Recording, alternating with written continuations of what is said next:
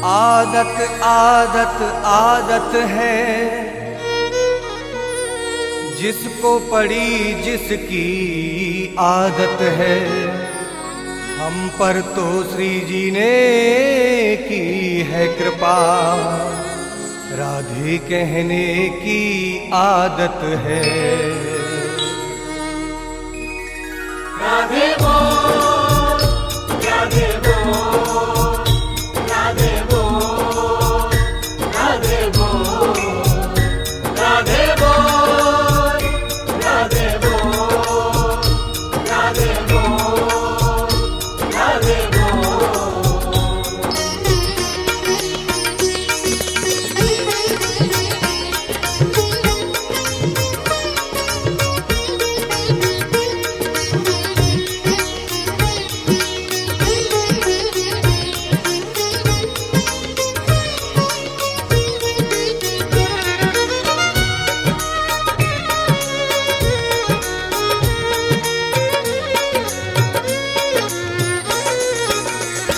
राधे राधे राधे कहने की आदत सी हो गई है। राधे राधे राधे कहने की आदत सी हो गई है। राधे राधे राधे कहने की आदत सी हो गई है।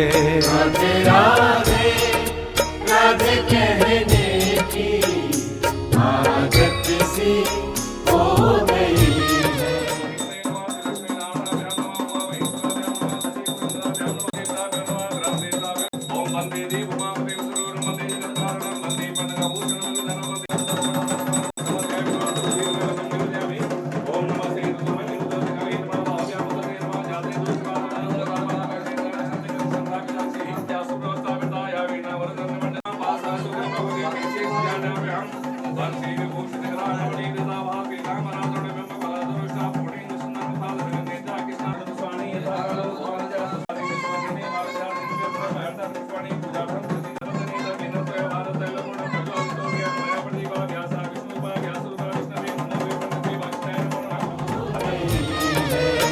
श्री जी के चरणों में रहने की,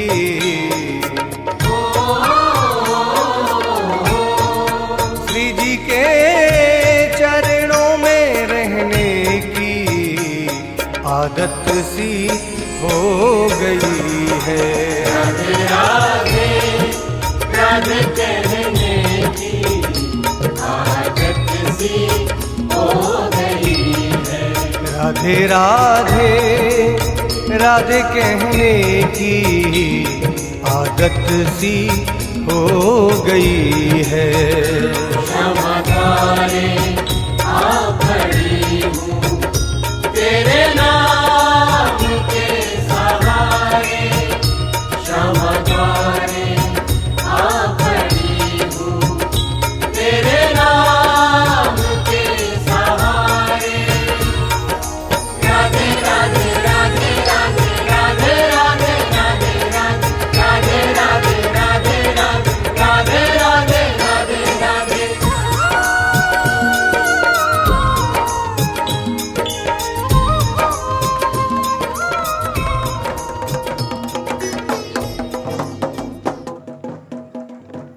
मेरी गाड़ी छूट गई यार।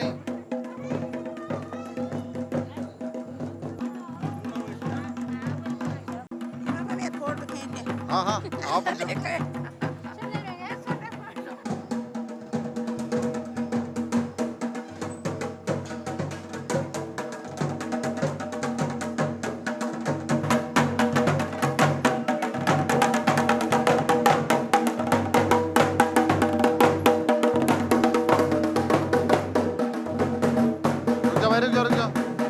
सब पानी दे।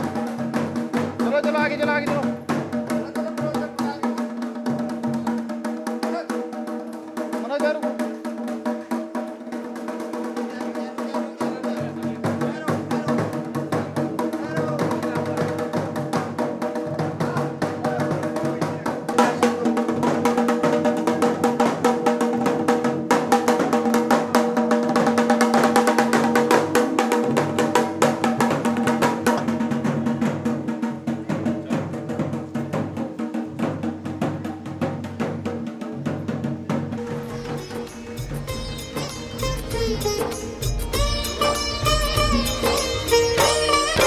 कोई पागल या दीवाना और मस्ताना ही कहे।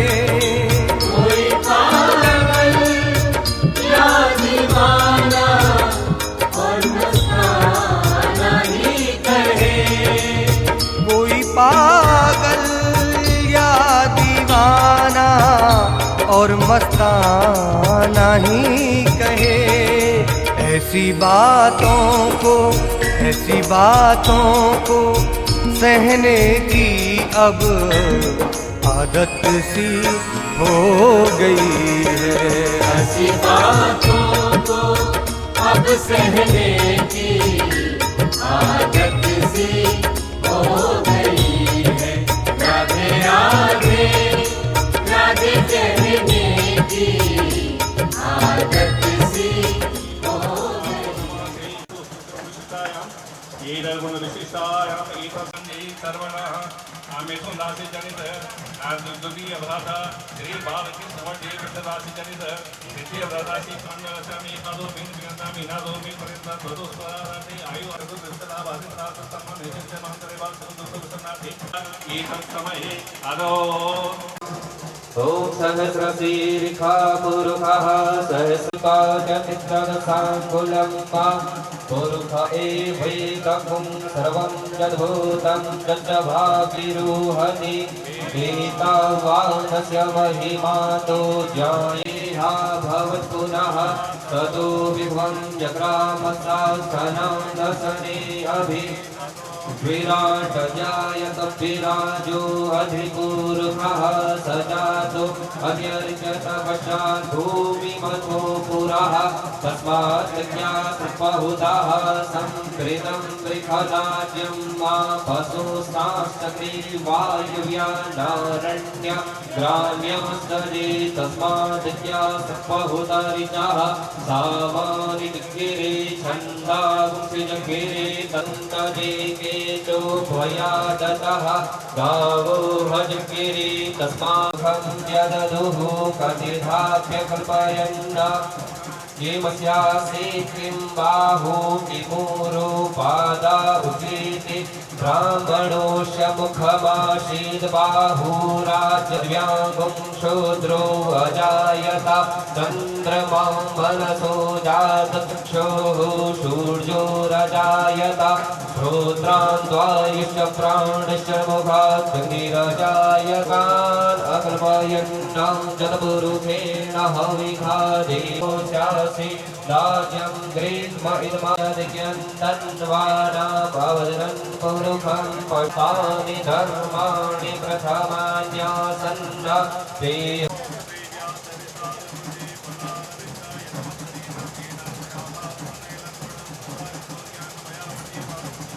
व्यासाय विष्णुरूपाय व्यासरूपाय विष्णवे नमो नमः। कृतं मे मिच्छे कृतावस्याजो निगृते कृतो कृतामावत्सुखावक्ति हव्यं महा समर्पयामि गन्धान्यक्षतान् समर्पयामि अक्षन्नमे मदत्तजपक्रिया अधूततः समर्पयामि यज्ञोपवीतां देवचार्यमाणां देवसूर्वोऽसं निवासवासा प्रदितां विकल्पदीमा हिरण्यगर्भगर्भस्वामि हेमवीविवासोनां पुण्यवर्तनं शान्तिप्यर्थमे यथा श्रद्धक्षणां समर्पयामि नमः। भागवते सरस्वतीदेवी देवकी नन्दनोऽयं जयति जयति कृष्ण कृष्णमन्तप्रदीप जयतु मेघा कोमलं श्यामलाङ्गो जयति जयति पृथ्वी पारः ॐ मुकुन्दाय विष्णुरूपाय व्यासरूपाय विष्णवे नमो ब्रह्मनिधये श्रीवासिष्ठाय नमो नमः।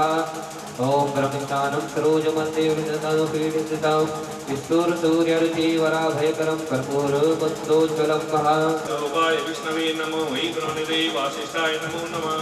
अचतुर्वदनो ब्रह्मादिभावनपुरो ह्रीयवालोचन शम्भुर्भगवान् वादरायण सुखरूप परोधः।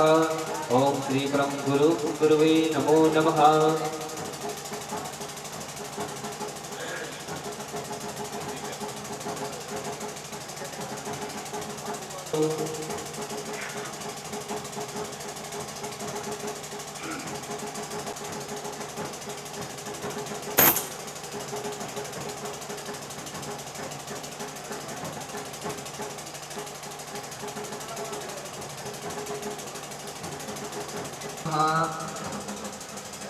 देवाधीनं जगत् सर्वं मन्त्राधीनं च देवता ते मन्त्रार्थ ब्राह्मणाधीनं तस्माद् ब्राह्मण देवी राजा दानवेन्द्रो महाबला तेन त्वामर्जवन्दनामि रक्षे माजलः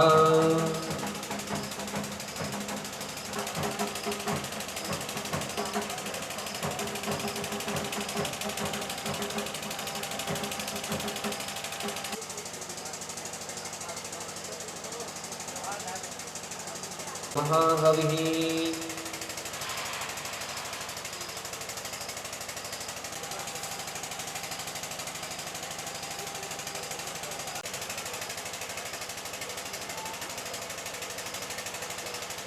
हेलो प्रातीतः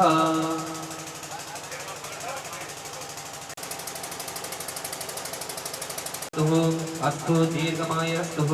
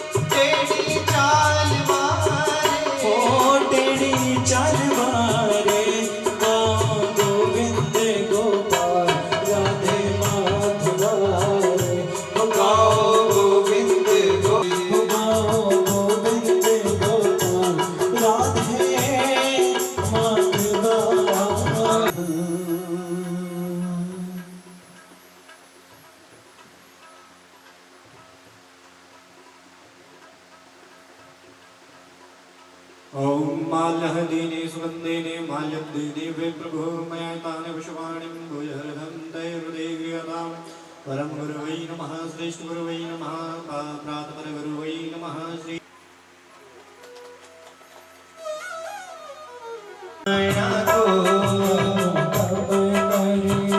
राजा कहनो तब करे राजा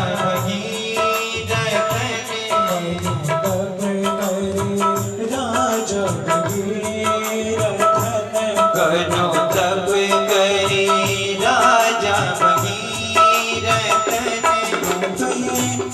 पृथ्वी लोक माते प्रीति लोग मलाना को हरि हरि गंगे माँ बोल जय जय गंगे माँ बोला हरि हरि गंगे माँ बोला जय जय गंगे माँ बोला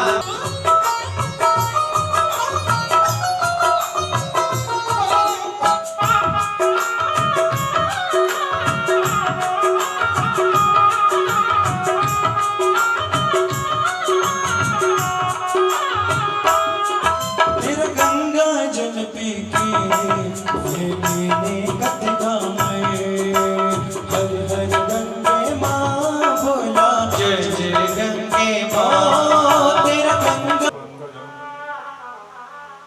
मनोजवमारुतुल्यवेगं जितेन्द्रियं बुद्धिमतां वरिष्ठं वातात्मजं वानविभूतमुख्यं श्रीरामदूतं शरणं प्रपद्ये कान्ते सितामृषदिनिन्दितसारदेन्दु यत्रैकतो विलसितामसितां रसोऽहं वृन्दावने विगतया मुनुगाङ्गसङ्गं श्रीराधा मुकुन्दयुगलं तदहं नमामि वरहापीडं नटवरवपु कर्णयो कर्णिकारं बिभ्रद्वासा कनककपिशं वैजयन्तीं च मालाम् रन्ध्रान् वेणुरदरसुदया पूरयन् गोपवृन्दये बृन्दारण्यं सपदरमणं प्राविशति गीतकीर्ति करारविन्दे नवदारविन्दं मुखारविन्दे विनिवेशयन्तम् वटस्य पत्रस्य पुटीशयानं बालं मुकुन्दं मनसा स्मरामि नारायणं नमस्कृत्य नरं चैव नरोत्तमं देवीं सरस्वतीं व्यासं ततो जयमुदीरे यं प्रव्रजन्तमनुपेतमपेतकृत्यं द्वैपायनो विरहकातर्याजुभाव पुत्रीति तन्मयतया तरवो विनीदुस्तं सर्वभूतहृदयं मुनिमानतोऽस्मि निगमकल्पतरुगलितं फलं शुकमुखादमृतद्रवसंयुतं पिबत भागवतं रसमालयं मुहुरभो रसिका भूयिभावुका राधाभक्तरे ज्ञानं ताभ्यां यच समन्विता तां श्रीभागवतीं गाथां वन्दे युगलरूपिणो वाञ्छाकल्पतरुभ्यश्च कृपा सिन्धुभ्यैव च पतितानां पावनेभ्यः श्रीवैष्णवेभ्यो नमो नमः अज्ञानतिमिरान्धस्य ज्ञानाञ्जनशलाकया चक्षुरुन्मीलितं येन तस्मै श्रीगुरुवे नमः गुरुर्ब्रह्मा गुरुर्विष्णु गुरुर्देवो महेश्वरः गुरुसाक्षात् परब्रह्म तस्मै श्रीगुरुवे नमः तस्मै हरि गुरुवे नमः। बोल सद्गुरुदेव भगवान की, बोल वृंदावन बिहारी लाल की, बोल श्रीमद् भागवत महापुराण की, बोल कुल की समस्त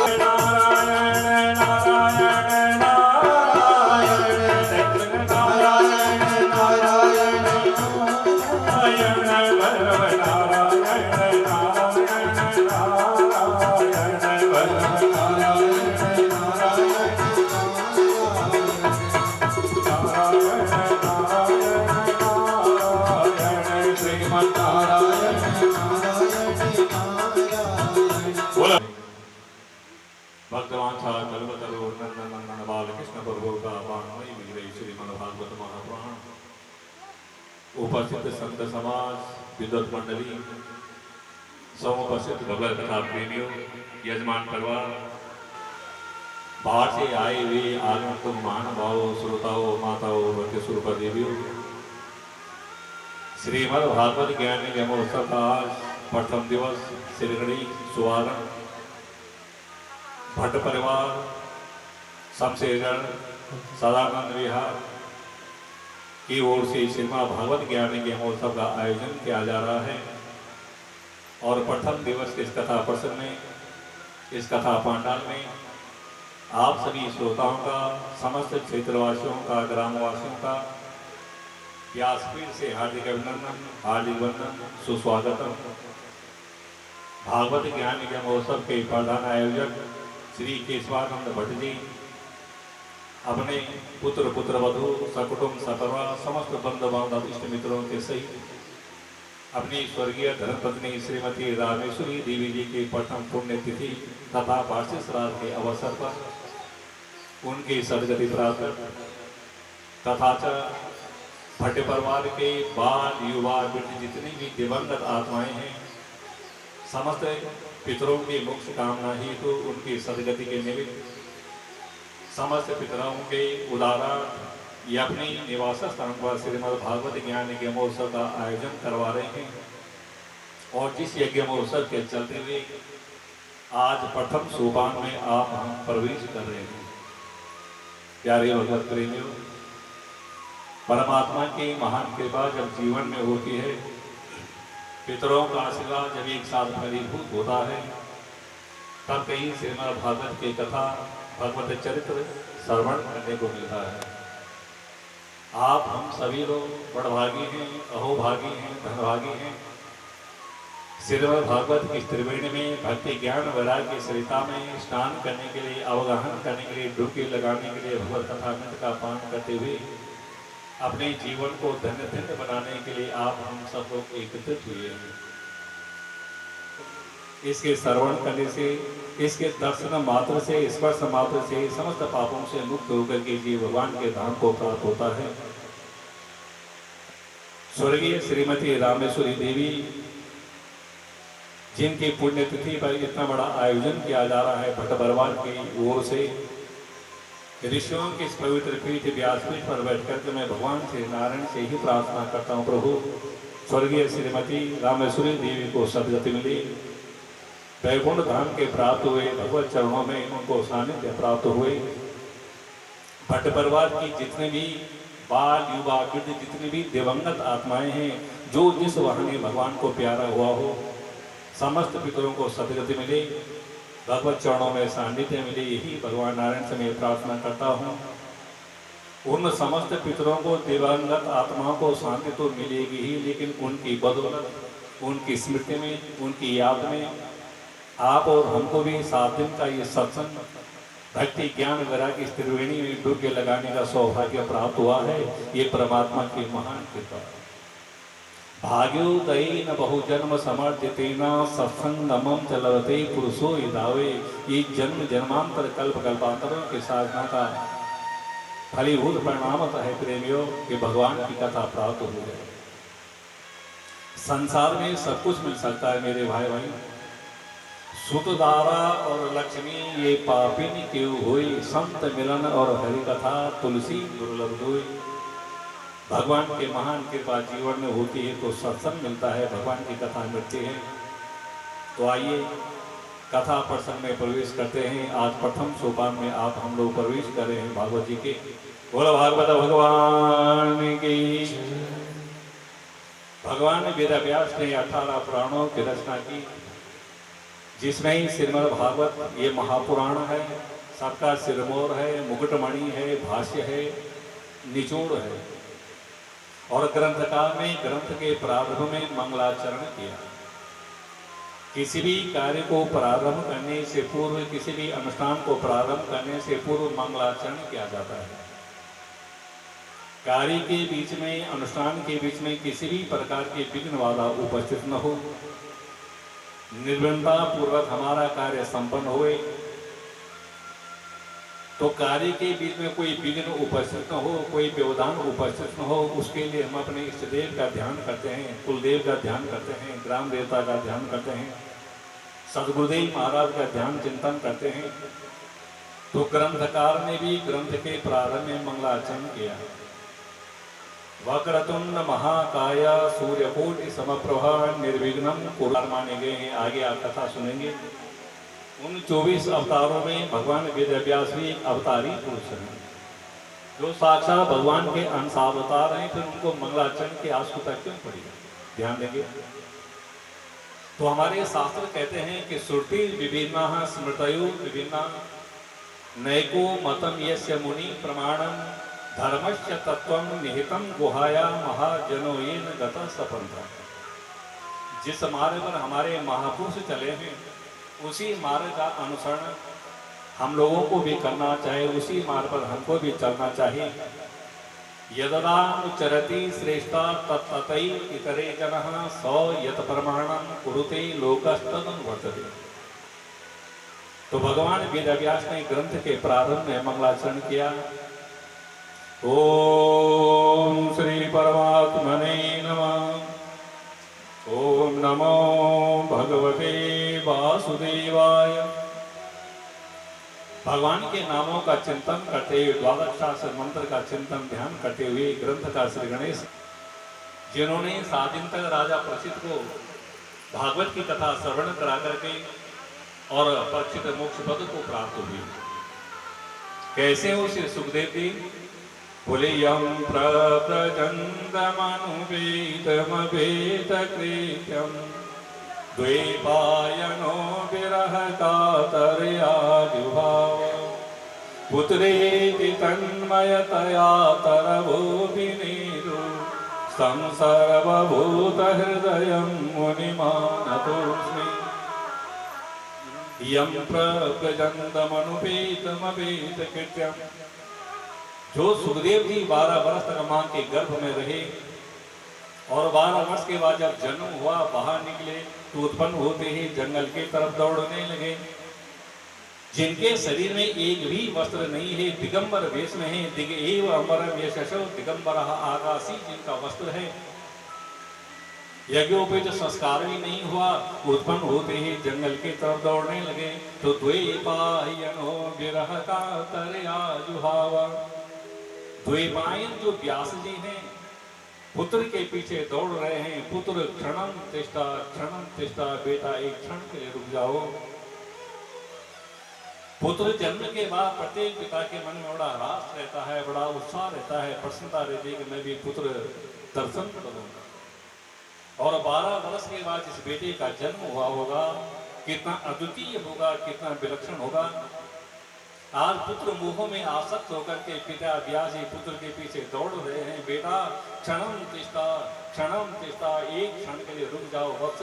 लेकिन सुखदेव ने पीछे मुड़कर के नहीं देखा और जंगल में जाकर के निर्गुण निराकार ब्रह्म की साधना में लीन हो गए। एको हम द्वितीयो नास्ति ब्रह्म सत्यम जगत मिथ्या। जिनकी दृष्टि में न कोई स्त्री है, न कोई पुरुष है, न कोई ऊंच है, न कोई नीच है, न कोई छोटा है, न कोई बड़ा है, न कोई गरीब है, न कोई अमीर है। बोले सिया राम मय सब जग जानी करहु प्रणाम जोर जुग पानी। ब्रह्म सत्यम जगत मिथ्या।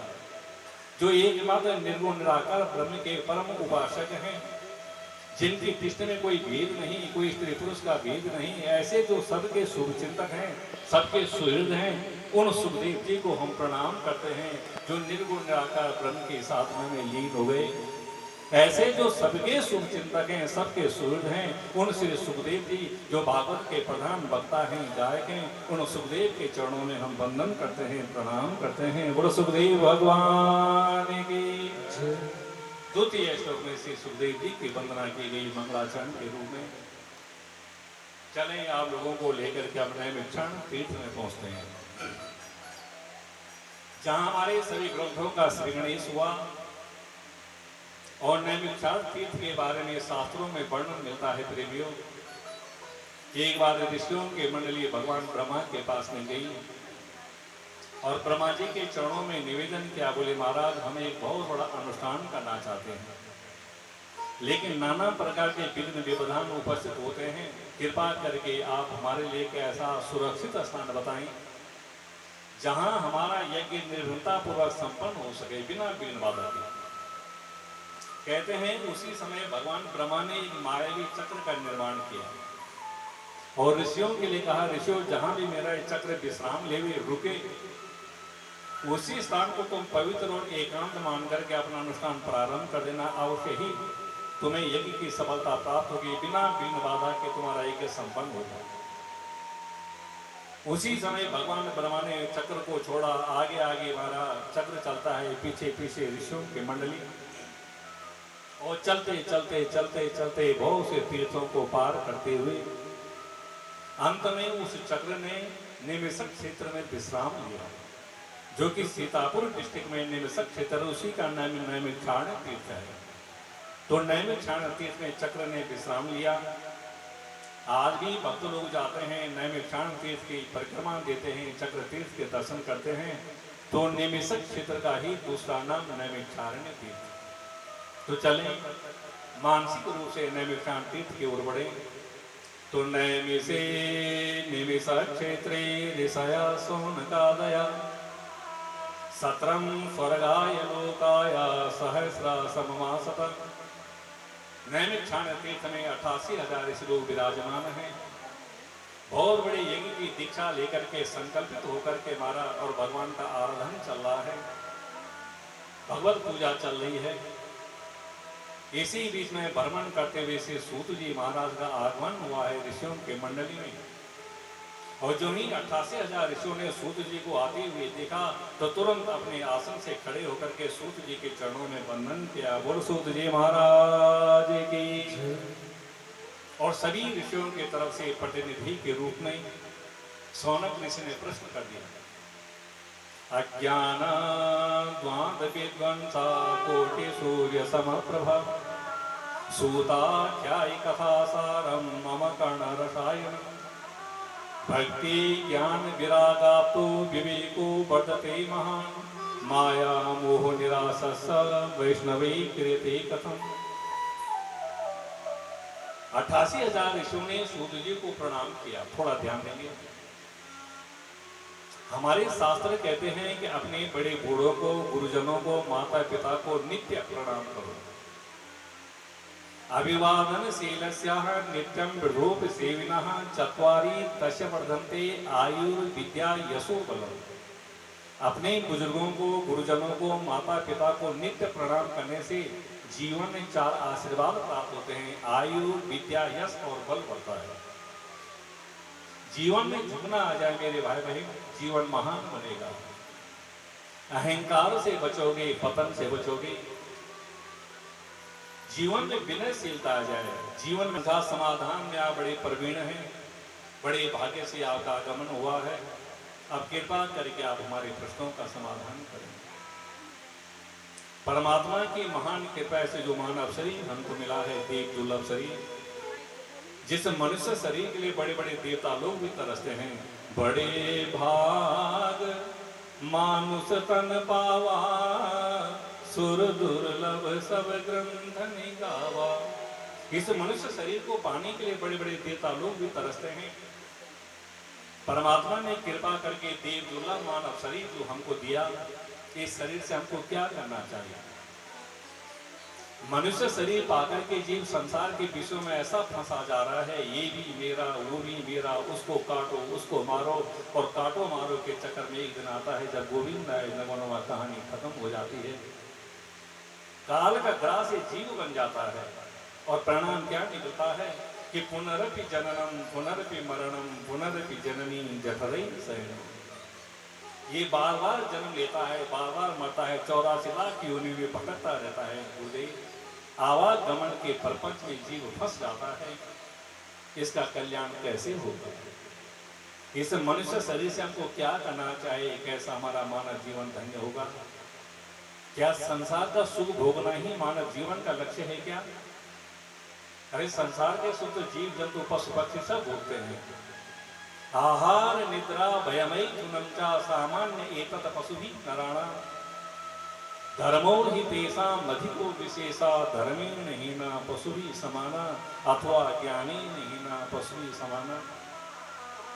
भोजन करना, खाना पीना, रहना सोना, बच्चे पैदा करना, ये सब जीव जंतु पशु भी ये सब करते हैं। फिर मनुष्य में मनुष्यता क्या है, क्या विशेषता है? बोले तेषां मानवानां तो धर्म एक विशेषता, तेषां मानवानां तो ज्ञान एक विषय। मनुष्य में मनुष्यता ये है कि मनुष्य धर्म अधर्म पाप पुण्य को जानता है। मनुष्य जानता है कि मैं पाप कर्म करूंगा तो इसका रिजल्ट भी दुखदायी होगा, परिणाम भी दुखदायी होगा। सदकर्म करूंगा तो इसका परिणाम सुखदायी होगा। ये चाहते हुए भी ये संसार के विश्व में फंसा हुआ है, ये जानते हुए भी धर्म मार्ग को अग्रसर नहीं हो पा रहा। भाई यही सबसे बड़ी विडंबना है। तो मनुष्य शरीर से आपको क्या करना चाहिए? हमारा ये जीवन कैसे धन्य होगा?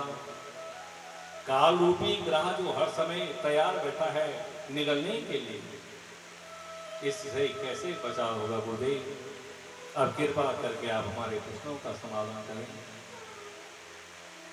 सूत जी बड़े आनंदित हुए। सूत जी ने कहा, ये ऋषि, आपने जीव मात्र के कल्याण के बारे में प्रश्न किया। आप साधुवाद के पात्र हैं, धन्यवाद के पात्र हैं भैया। गुरुदेव के मुख से मैंने जितना सुना, जहां तक मेरी बुद्धि ने ग्रहण किया, मैं आपके प्रश्नों का समाधान करूं, उसी पूर्व में भी अपने गुरुदेव का ध्यान कर लूँ, चिंतन कर लूँ मंगलाचरण के रूप में। तो सूत जी भी मंगलाचरण करने लगे, आंख बंद करके ध्यान करने लगे। नारायणं नमस्कृत्य नरं चैव नरोत्तमं देवीं सरस्वतीं व्यासं ततो जयमुदीरये। वाणी के अधिष्ठात्री देवी सरस्वती को वंदन किया, भगवान नारायण का चिंतन किया, गुरुदेव का ध्यान किया। अब ऋषियों के लिए कहते, ऋषियों मेरा मंगलाचरण पूर्ण हो गया। अब मैं यथा धीतम यथा मति, जहां तक मैंने गुरुदेव के मुख से सुना है और जहां तक मेरी बुद्धि ने ग्रहण किया, मैं आपका समाधान करूंगा। सावधान होकर के सुना। बोले गतवत्पदे चितुं गथा वक्तुं सभायां संस्थिते सुखे सुधा कुंभम गृहीत्वैवा देवास्तत्र समागम। अब आपके समक्ष में भागवत की कथा प्रारंभ कर रहा हूं भैया। कौन सी भागवत? बोले सुखेन भाषितम या कथा सा भागवती कथा। सुखदेव जी के द्वारा राजा परीक्षित के लिए जो कथा 7 दिन तक सुनाई गई और जिस कथा का श्रवण करके परीक्षित मोक्ष पद को प्राप्त हुई, वो अमर कथा, वो भागवत की कथा मैं अब आपके समक्ष प्रस्तुत कर रहा हूं भैया। सावधान होकर के सुनना। बोले परीक्षिते सभा वक्तुं सभायां संस्थिते सुखे सुधा कुंभं गृहीत्वैवा देवास्तत्र समागम। जब परीक्षित को साप लगा, कली के प्रभाव से प्रभावित होकर के चक्रवर्ती सम्राट परीक्षित ने समी ऋषि के गले में मरा हुआ सर्प डाला। समी पुत्र श्रृंगी को जब ये समाचार मिलता है कि किसी अहंकारी राजा ने अभिमान में चूर होकर के मेरे भजनानंदी पिता के गले में मरा हुआ सर्प डाला, तो समी पुत्र श्रृंगी ने कौशकी नदी का जल हाथ में लिया और तुरंत राजा को श्राप दे दिया। इति लंघित मर्यादम तक्षका सप्तमी हनि दंक्षति स्म कुलांगारः चोदितो में प्रत्यद्रुहम्। जिस राजा ने अभिमान में चूर होकर के मेरे भजनानंदी पिता के गले में मरा हुआ सर्प डाला, मैं उस राजा को श्राप देता हूं कि आज से 7वें दिन तक सर्प के दंशन से राजा की मृत्यु हो जाए। बस। और राजा परीक्षित को जब ये समाचार मिलता है मेरे भाई बहन, तो राजा परीक्षित मन में विचार करने लगे, संसार में आए हैं तो संसार छोड़ करके जाना ही होगा और यही जीवन का अंतिम सत्य है। ध्यान देना। बोले आया है सो जाएगा राजा रंग फकीर, कोई सिंहासन चढ़ा तो कोई बंधा जमीर। थोड़े पंख घुमा दो यार, थोड़ा इधर। जातस्य दुर्वम मृतो दुर्वम जन्म मृतस्य। ध्यान देंगे। जो संसार में आया है उसको एक दिन संसार छोड़ करके जाना ही होगा। जीवन का अंतिम सत्य मरण है और महामृत्यु से बचा नहीं जा सकता। आयु कर्मम च वित्तम च विद्या निधन एव च पंचे तानि ही सिर्जन्ते गर्भस्तस्यैव नूरि। हमारे शास्त्र कहते हैं कि जब ये जीव मां के गर्भ में होता है तो विधाता 5 चीजें इसके माथे पर लिख लेता है। पहले मां के गर्भ से क्या? आयु कर्मम च वित्तम च विद्या निधन एव च। आयु कर्म वित्त विद्या और निधन, इसके में किसी प्रकार का परिवर्तन नहीं हो सकता और यही जीवन की सत्यता है। जो संसार में आया है उसको एक दिन संसार छोड़ करके जाना ही होगा। बहाना कुछ भी हो सकता है, चाहे वो हार्ट अटैक हो, चाहे वो एक्सीडेंट हो, चाहे वो बुखार हो, चाहे कोई अन्य बीमारी हो।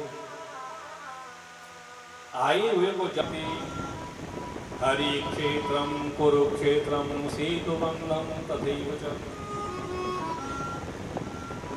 ये भारत भूमि कर्म भूमि है, श्रेष्ठ भूमि है।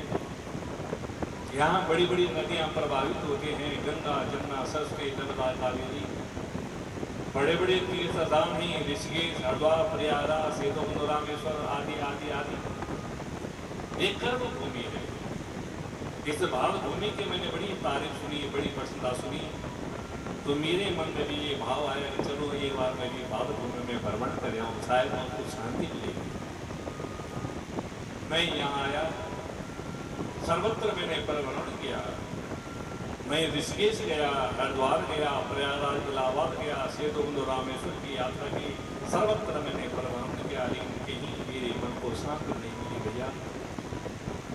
बड़ी बड़ी पवित्र नदियों में मैंने स्नान किया, गंगा जमुना सरस्वती नर्मदा कावेरी सभी नदियों के तट पर मैंने परिभ्रमण किया, लेकिन कहीं भी मेरे मन को शांति नहीं मिली। बड़े बड़े जो मठ मंदिर हैं, यवनी रुद्धा, यवनों के द्वारा मंदिरों के शिखर तोड़ दिए गए हैं, कलश तोड़ दिए गए हैं, मंदिरों को क्षति पहुंचाई गई। बड़े बड़े जो मठाधीश हैं, बड़े बड़े महंत हैं, जिनके द्वारा सत्संग प्राप्त होना था, उनके पास भी मैं गया। स्थिति को मैंने देखा तो मन बड़ा दुखी हुआ। जो संत महात्मा हैं, बड़े बड़े मठाधीश हैं, वो पाखंड में फंसे हुए हैं। पापस खंडा की पाखंडा, पाप का ही जो एक खंड है, टुकड़ा है। मेरे और मेरे परिवार का भरण पोषण हो जाना चाहे दूसरे का गला काटना पड़े, झूठ बोलना पड़े, छल कपट हिंसा करनी पड़े, ये चलेगा, लेकिन मेरे और मेरे परिवार तक सीमित बुद्धि में बनकर के जी पड़ेगी। संतों के यहाँ, मठाधीशों के यहाँ मैंने क्या देखा? बोले बच्चे किसके रो रहे हैं जी? बोले ब्रह्मचारी जी के। अरे बोले करोड़ों अरबों की संपत्ति किसकी है? बोले त्यागी जी महाराज की। अब बोले कपड़े किसके सूख रहे हैं? बोले नागा बाबा जी के। बोलवाल कृष्ण भगवान जी की। ठीक विपरीत, ब्रह्मचारी और बच्चे रो रहे हैं, त्यागी जी हैं और करोड़ों की संपत्ति है, और नागा बाबा है लेकिन कपड़े हजारों की संख्या में सूख रहे हैं। पापस से खंडा प्रतिपाद, पाप दिखावा ज्यादा हो गया हमारा।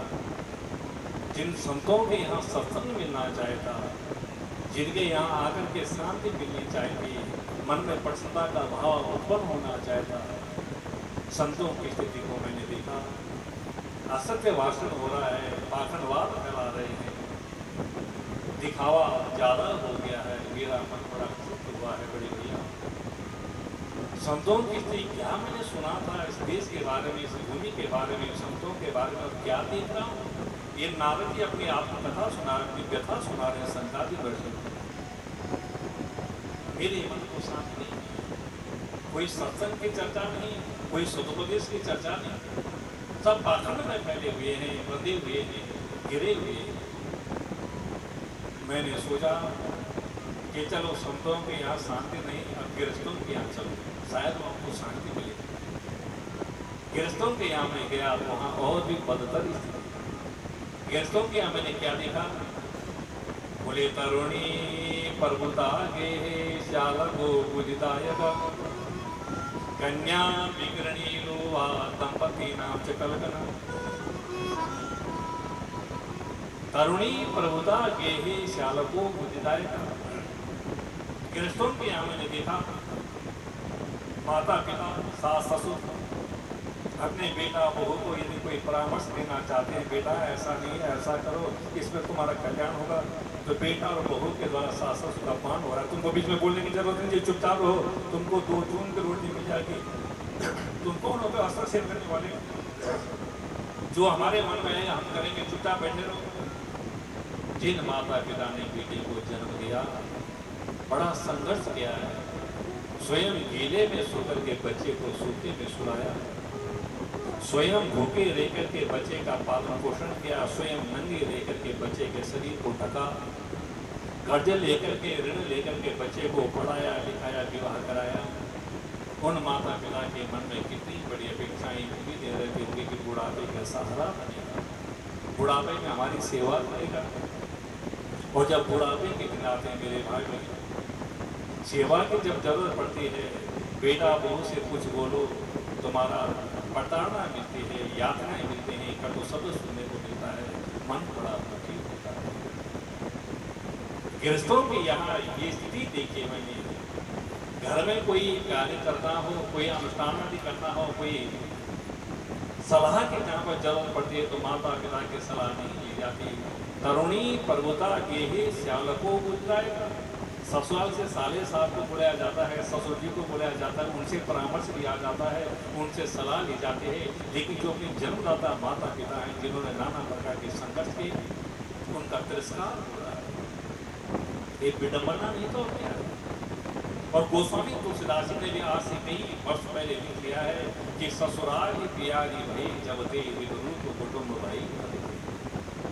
जब से विवाह हुआ ससुराल प्यारी लगने लगी, अपनी जो निकटवर्ती हैं, अपने जो रिश्तेदार हैं, अपने जो माता पिता हैं, अपने जो स्वजन हैं, वो शत्रुवत दिखने लगे। ससुरालियों से परामर्श लिया जा रहा है, ये बहुत बड़ी विडंबना है। देवर्षि नारद जी के लिए हमारा गृहस्थों के मन यह स्थिति देखी, सोचा था कि संतों के यहाँ ना सही तो गृहस्थों के यहाँ शांति मिलेगी, लेकिन यहाँ तो और भी बदतर स्थिति को मैंने देखा। तरुणी प्रभुता गेहे श्यालको बुद्धिदायका, घर की जो बागडोर है वो बूढ़े माँ बाप के हाथ में नहीं है। तरुणी जो न विवाहिता देवी जिसका भी घर के अंदर प्रवेश किया, उसके हाथ में तिजोरी की चाबी है। और कब तक ये सास ससुर की सेवा करती है? बूढ़े जब तक स्वार्थ है, तिजोरी की चाबी हाथ में नहीं मिल जाती तब तक सेवा होती है।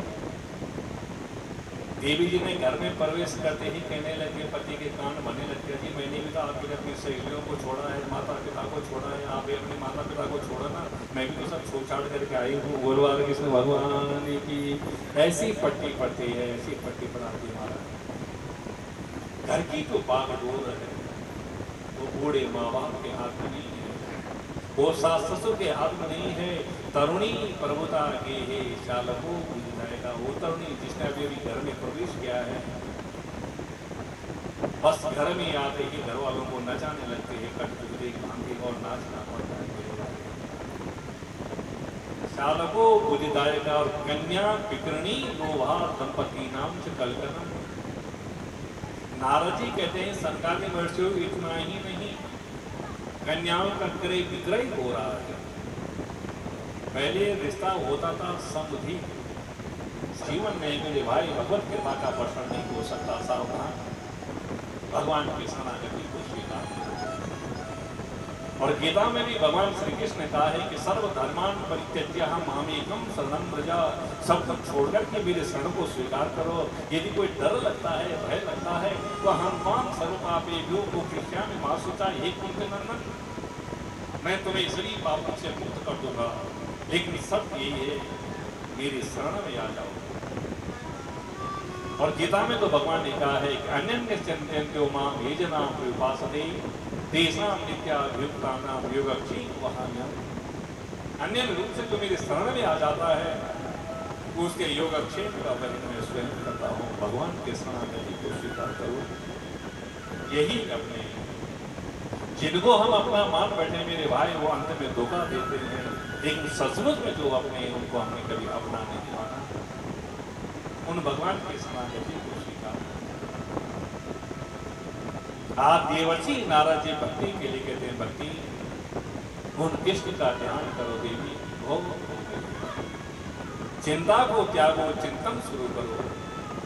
द्रौपदी च परित्राता ये न कौरव कस्मलात पालिता गोप सौंदर्या सौ कृष्ण पापिनो तथा। जिन श्री कृष्ण ने द्रौपदी की चीर बढ़ाई, लजा बचाई, भई सवाल के बीच में वस्त्रावतार धारण किया, जिन श्री कृष्ण ने ग्वाल वाल गोपियों के ऊपर कृपा की दी, सौ कृष्ण पापिनो तथा वो कृष्ण कहीं नहीं गई देवी। आज भी यही है, कृष्ण चरणों का ध्यान करो। देवर्षि नारद ने कहा, देवी मैं भी प्रतिज्ञा करता हूँ, मैं भी हरि का दास नहीं, यदि मैंने तुम्हारे बच्चों के पूछा को दूर नहीं किया तो। प्रतिज्ञा कर ली, कसम खा ली। और देवर्षि नारद जी ज्ञान वैराग्य के पास में पहुंचे। जो मैया की गोद में मूर्छित अवस्था में पड़े हुए हैं, तो नारद जी ने वेद मंत्रों का उच्चारण किया, उपनिषदों का पाठ किया, सारे मंत्र तंत्र सब कुछ सुना दिया। और गीता पाठी मुहुर्मुह, गीता पाठ तो न जाने कितनी बार सुनाया है ज्ञान वैराग्य को, लेकिन जब तक मंत्र चलता है तब तक ज्ञान वैराग्य स्वस्थ होकर के बैठ जाते हैं। और मंत्र समाप्त होता है, दोनों को जमाई आई और फिर मैया की गोदी में मूर्छित होकर के गिर गए। पुनः पुनः बारंबार ये क्रम बार बार चलता रहा। जब तक मंत्र चलता है तब तक ज्ञान वैराग्य स्वस्थ होकर के बैठ जाते हैं, और मंत्र समाप्त होता है, दोनों मूर्छित होकर के गिर जाते हैं। आकाशवाणी के नारद जी, नारद तुम्हारा प्रयास ऐसे सफल नहीं होगा, तुमको कोई सत्कर्म करना होगा। आकाशवाणी शांत हुई, नारद जी ने देखा सत्कर्म, कौन सा सत्कर्म बाकी रह गया मेरे लिए? जितनी भी जड़ी बूटियां हो सकती है मैंने सब घोड़ करके उनको पिला दी ज्ञान वैराग्य को। जितने भी शास्त्र हैं, पुराण है, उपनिषद है, और गीता पाठ है, गीता पाठ तो जाने कितनी बात सुना लिया, लेकिन कोई तंत्र मंत्र काम नहीं करता। कौन सी जड़ी बूटी रही, कौन सा सत्कर्म करना बाकी रह गया? और मैं तो प्रतिज्ञा कर चुका हूँ कि भक्ति का कष्ट दूर करूंगा, ज्ञान वैराग्य की मूर्छा दूर करूंगा, सफलता नहीं मिली। आकाशवाणी ने कहा कोई सत्कर्म करो, ना तो डॉक्टर बताया, ना तो दवाई का नाम बताया। अब सत्कर्म कौन सा किया, कौन सा सत्कर्म बाकी रह गया? बड़े बड़े ज्ञानियों से पूछा, बड़े बड़े ध्यानियों से पूछा, मुझे कौन सा सत्कर्म करना बाकी रह गया? लेकिन नारद जी का समाधान कौन दे रहा? किसमें वो सामर्थ्य है, किसमें वो योग्यता है जो नारद जी को सत्कर्म की परिभाषा बता दे? तत्कालीन जो संत थे, बड़े बड़े सिद्धिकार, जो अपने को बड़ा सिद्ध मानते थे, नारद जी उनका पता पूछ के पूछे, उन तक पहुँचे, अरे महाराज आपका बड़ा नाम सुना है, आप बताओ ना मेरे लिए कौन सा सत्कर्म करना बाकी रह गया? मैं तो प्रतिज्ञा कर चुका हूँ भक्ति के सामने, उनके पुत्रों की मूर्छा को दूर करूंगा, आप बता देना। आप तो बड़े ज्ञानी हैं, महापुरुष हैं, आप बता दो मुझे कौन क्या कार्य करना चाहे। सब लोग यही कह रहे, अरे नारद जी क्यों हमारे यहाँ से उड़ा रहे हो यार? ब्रह्मा के पुत्र होकर के और जगत का समाधान देने वाले हमसे समाधान मांग रहे हो? त्रिलोकी में हमारा जो व्यापक है, त्रिलोकी का समाधान करने वाले नारद जी क्यों हमारे यहाँ से उड़ा रहे हो? किसी में सामर्थ्य नहीं जो नारद जी को समाधान दे सके। बड़े बड़े जो संत ज्ञानी सिद्धि प्राप्त थे, वो भी मौनी बाबा बन गए, लेकर के देते नारद जी अभी हम मौन चल रहा है, मौन टूटेगा तो समाधान देंगे। और नारद जी सब सुनते हुए मन में विचार, भक्ति का करते कैसे दूर होगा? और मन में विचार आया, चलो बद्रिकाश्रम में जाकर के भगवान बद्रिकाश्रम का ध्यान चिंतन करूंगा, तब मुझे सत्कर्म की परिभाषा मालूम होगी। और यही चिंतन करते हुए देवर्षि नारद जी महाराज बद्रिकाश्रम में पहुंचे हैं। सरकारी वर्षों के चरणों में प्रणाम किया, और नारद जी ने अपनी जो व्यथा है, जो कथा है, वो संकारियों के समक्ष प्रस्तुत की। महाराज यही मेरी चिंता का कारण है, मैं भक्ति को आश्वस्त कर चुका हूँ, ज्ञान वैराग्य की मूर्छा दूर करूँगा, लेकिन सफलता नहीं मिल रही है। अब आप बताएं मुझे क्या करना चाहिए।